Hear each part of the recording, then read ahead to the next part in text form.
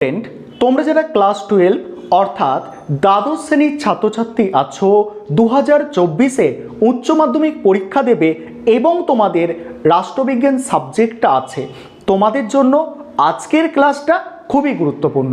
আজকের ক্লাসে তোমাদের অধ্যায় ভিত্তিক 100% কমনযোগ্য রাষ্ট্রবিজ্ঞানের 8 নম্বরের প্রশ্নর সাজেশান নিয়ে আলোচনা করব। আর এই সাজেশানটা আমি দুটো পার্টে আলোচনা করছি। প্রথমে যেগুলো মোস্ট ইম্পর্টেন্ট প্রশ্ন সেগুলো বলে দেব, তারপরে সম্পূর্ণ সাজেশানটা আমি আলোচনা করে দেব। আরেকটা বিষয় এখানে তোমাদের বলে রাখি যে বিগত বছরগুলির মতো এবছরেও তোমরা 100%-র বেশি বড় প্রশ্ন সাজেশান থেকে কমন পাবে। বিগত বছরগুলিতে দেখা গেছে যে 8টা প্রশ্ন কিন্তু দেওয়া থাকে, সেখানে 5টা প্রশ্নের অ্যান্সার করতে হয়, কিন্তু আমি যে সাজেশান দিয়েছি সেখান থেকে 8টা প্রশ্নই কিন্তু কমন এসেছে। আর তোমাদের টেস্ট পরীক্ষা এসে গিয়েছে, আজকের সাজেশানটা তোমরা সম্পূর্ণ দেখে নাও এবং টেস্টে কতটা কমন পেলে তখনই তোমরা বুঝতে পেরে যাবে, যে তখন তোমরা কমেন্ট করে জানাবে যে টেস্ট পরীক্ষায় এই সাজেশান থেকে কতটা তোমরা কমন পেয়েছো। প্রথমে আমি অধ্যায় ভিত্তিক খুব কম প্রশ্ন তোমাদের বলবো, তারপরে তোমাদের সম্পূর্ণ সাজেশানটা নিয়ে আলোচনা করব। প্রথম অধ্যায় যেটা আছে, তার আগে আরেকটা বিষয় বলার আছে যে তোমাদের ক্লাস 12-এ রাষ্ট্রবিজ্ঞান সাবজেক্টে মোট 10টা অধ্যায় আছে, সেখানে 6টা অধ্যায় থেকে তোমাদের বড় প্রশ্ন থাকবে এবং 4টে অধ্যায় থেকে তোমাদের বড় প্রশ্ন থাকে না, সেখানে শুধু কেবলমাত্র ছোট প্রশ্ন থাকে। কোন অধ্যায়গুলো থেকে বড় প্রশ্ন থাকে না? 2 নম্বর অধ্যায়, 3 নম্বর অধ্যায়, 4 নম্বর অধ্যায় এবং 10 নম্বর অধ্যায়। 2, 3, 4 এবং 10 এই 4টে অধ্যায় থেকে তোমাদের কিন্তু কোনো রকম বড় প্রশ্ন থাকে না, এইগুলো থেকে এসএকিউ এবং এমসিকিউ ছোট প্রশ্ন থাকে।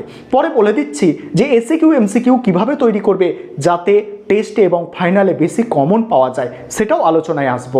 আগে তোমরা যে প্রশ্নগুলো মেন ইম্পর্টেন্ট প্রশ্ন সেগুলোকে আগে শুনে নাও। প্রথম অধ্যায় থেকে দুটো প্রশ্ন তৈরি করবে, এই দুটো প্রশ্নের মধ্যে থেকে অবশ্যই তোমরা কমন পাবে। প্রথম অধ্যায় থেকে মোস্ট ইম্পর্টেন্ট যে প্রশ্ন, সেই প্রশ্নটা হচ্ছে কি, বিশ্বায়ন কাকে বলে, বিশ্বায়নের প্রকৃতি বা বিভিন্ন রূপ আলোচনা করো। দ্বিতীয় প্রশ্ন কি, আন্তর্জাতিক সম্পর্ক কাকে বলে, আন্তর্জাতিক সম্পর্ক ও আন্তর্জাতিক রাজনীতির মধ্যে পার্থক্য আলোচনা করো। এই দুটো প্রশ্ন প্রথম অধ্যায় থেকে করলে যথেষ্ট।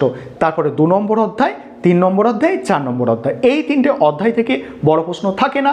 এবার 5 নম্বর অধ্যায়, 5 নম্বর অধ্যায় থেকে সবথেকে মোস্ট ইম্পর্টেন্ট যে প্রশ্ন সেটা হচ্ছে মার্ক্সের রাষ্ট্রতত্ত্ব আলোচনা করো।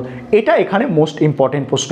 আমি আরও প্রশ্ন এখান থেকে 2-3টে রেখেছি, সেটা শেষে আলোচনা করব। আগে যেগুলো মোস্ট ইম্পর্টেন্ট প্রশ্ন সেগুলো বলে দিই, কারণ তোমাদের টেস্ট পরীক্ষা এসে গিয়েছে, এখন পরীক্ষাটা ভালো করে ক্লিয়ার করতে হবে।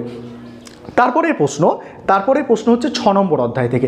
দেখো 6 নম্বর অধ্যায়টা তোমাদের জন্য মোস্ট ইম্পর্টেন্ট একটা অধ্যায়। কারণটা কি? কারণ হচ্ছে এই 6 নম্বর অধ্যায় থেকে বিগত বছরে কোনো প্রশ্ন পরীক্ষায় আসেনি, সুতরাং এই 6 নম্বর অধ্যায় তোমাদের জন্য মোস্ট ইম্পর্টেন্ট। 6 নম্বর অধ্যায় থেকে দুটো প্রশ্ন তৈরি করবে। 1 নম্বর প্রশ্ন সবথেকে মোস্ট ইম্পর্টেন্ট প্রশ্ন, ক্ষমতা স্বতন্ত্রীকরণ নীতি কাকে বলে, এর পক্ষে বিপক্ষে যুক্তি দাও। আর দ্বিতীয় প্রশ্ন হচ্ছে এককক্ষ বিশিষ্ট এবং দ্বিকক্ষ বিশিষ্ট আইনসভার পক্ষে ও বিপক্ষে যুক্তি। এই দুটো প্রশ্ন তোমরা রেডি করো 6 নম্বর অধ্যায় থেকে। তারপরে 7 নম্বর অধ্যায়, 7 নম্বর অধ্যায় থেকে দুটো প্রশ্ন করলে তোমরা একটা কমন পাবে, এটা একদম 100% বেশি নিশ্চিত থাকবে যে এখানে দুটো প্রশ্ন তোমাদের তৈরি করতে হবে, প্রধানমন্ত্রীর ক্ষমতা পদমর্যাদা আর হচ্ছে রাজ্যপালের ক্ষমতা পদমর্যাদা। এই দুটো প্রশ্নের মধ্যে থেকে একটা প্রশ্ন তোমরা অবশ্যই কমন পাবে। যদি এখানেও জিজ্ঞাসা করো যে স্যার কোনটা এর মধ্যে বেশি ইম্পর্টেন্ট, তোমাদের বলবো প্রধানমন্ত্রীটা বেশি ইম্পর্টেন্ট, ঠিক আছে। নেক্সট 8 নম্বর অধ্যায়, 8 নম্বর অধ্যায় থেকে যেটা করতে হবে তোমাদের মোস্ট ইম্পর্টেন্ট প্রশ্ন, ভারতীয় পার্লামেন্টের উভয় কক্ষের মধ্যে সম্পর্ক, অর্থাৎ লোকসভা এবং রাজ্যসভার মধ্যে সম্পর্ক আলোচনা করো। আরেকটা প্রশ্ন এখান থেকে দেখে যাবে মোস্ট ইম্পর্টেন্ট, ভারতীয় পার্লামেন্টে আইন পাসের পদ্ধতি আলোচনা করো। এছাড়া আমি স্পিকারটাও রেখেছি, তোমরা সম্পূর্ণ সাজেশনটা লাস্টে আমি আলোচনা করব বলছি, তখন দেখে নেবে। তারপরে হচ্ছে তোমাদের 9 নম্বর অধ্যায়, 9 নম্বর অধ্যায় থেকে মোস্ট ইম্পর্টেন্ট প্রশ্ন, হাইকোর্টের গঠন ও কার্যাবলী আলোচনা করো। আরেকটা প্রশ্ন মোস্ট ইম্পর্টেন্ট, লোক আদালত সম্পর্কে আলোচনা করো। এই হচ্ছে তোমাদের সাজেশান। এবার তোমরা সম্পূর্ণ সাজেশান তো দেখবে, তার আগে বলে রাখি যে টেস্ট পরীক্ষা এসে গিয়েছে, এটা ফাইনালেও কাজে লাগবে। জাস্ট টেস্ট পরীক্ষা সামনে, সেই কারণে বলি যে টেস্টে ভালো নম্বর পেতে গেলে এই যে বড় প্রশ্নগুলো তোমাদের মোস্ট ইম্পর্টেন্ট বললাম, এগুলো তো রেডি করবে। ছোট প্রশ্নের জন্য কি করবে, যাদের খুব ভালো করে পড়াশোনা হয়নি, এখনও সিলেবাসটা কমপ্লিট হয়নি, তোমরা ছোট প্রশ্নের জন্য কি করবে, ছোট প্রশ্নের জন্য বিগত 6 বছরের প্রশ্ন, বিগত 6 বছরের প্রশ্ন তোমরা দেখে যাও। সেখানে তোমাদের 40টা যে ছোট প্রশ্ন থাকে এসএকিউ এমসিকিউ মিলিয়ে, সেখানে 30টা প্রশ্ন তোমরা কমন পাবে। তার বেশি কমন পেতে পারো, মিনিমাম 30টা প্রশ্ন তোমরা কমন পাবেই বিগত বছরের, বিগত 6 বছরের প্রশ্নপত্র যদি এসএকিউ এমসিকিউগুলো সলভ করে যাও, অবশ্যই তোমরা 30টা ছোট প্রশ্ন কমন পাবে। আর এই যে বড় প্রশ্নগুলো বললাম, এখান থেকে বড় প্রশ্ন তো 100% তোমরা কমন পেয়ে যাচ্ছ। এবারে তোমরা সম্পূর্ণ সাজেশনটা দেখে নাও, আর অবশ্যই আজকের ক্লাসটা নিজেদের বন্ধুবান্ধবদের মধ্যে একটু শেয়ার করে নেবে, যাতে তারাও প্রশ্নগুলো রেডি করে নিতে পারে পরীক্ষার আগে। এবারে তোমরা সম্পূর্ণ সাজেশনটা একবার দেখে নাও। 1 নম্বর অধ্যায়, 1 নম্বর অধ্যায়ে তোমাদের নাম হচ্ছে কি আন্তর্জাতিক সম্পর্ক। এই অধ্যায় থেকে সবথেকে গুরুত্বপূর্ণ প্রশ্ন দুটো, এই প্রথম দুটো প্রশ্ন আমি তোমাদের প্রথমেই বলেছি। 1 নম্বর প্রশ্ন, বিশ্বায়ন কাকে বলে, বিশ্বায়নের প্রকৃতি বা বিভিন্ন রূপ লেখো। দ্বিতীয় গুরুত্বপূর্ণ প্রশ্ন, আন্তর্জাতিক সম্পর্ক কাকে বলে, আন্তর্জাতিক সম্পর্ক আন্তর্জাতিক রাজনীতির মধ্যে পার্থক্য। 3 নম্বর প্রশ্ন দেখো, এই প্রশ্নটা একটু দেখে রাখতে পারো তোমরা, যে আন্তর্জাতিক সম্পর্কের বিবর্তন আলোচনা করো। এবারে 5 নম্বর অধ্যায়, 5 নম্বর অধ্যায় থেকে মোস্ট ইম্পর্টেন্ট যে প্রশ্ন আছে এটা, যে মার্ক্সবাদের ওপরে কোনো প্রশ্ন কিন্তু, মার্ক্সবাদের ওপরে কোনো প্রশ্ন আগের বছর আসেনি, অর্থাৎ বিগত বছরে আসেনি, অর্থাৎ মার্ক্সের রাষ্ট্র সম্পর্কিত তত্ত্ব আলোচনা করো, এটা তোমাদের জন্য মোস্ট ইম্পর্টেন্ট।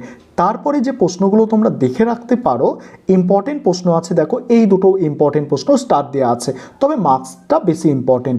গান্ধীজির রাজনৈতিক দর্শনের মূল সূত্র, আর হচ্ছে গান্ধীজির সত্যাগ্রহ সম্পর্কিত ধারণা আলোচনা করো। আরেকটা হচ্ছে এখানে দেখবে মার্ক্সের ঐতিহাসিক বস্তুবাদ তত্ত্বটি আলোচনা করো।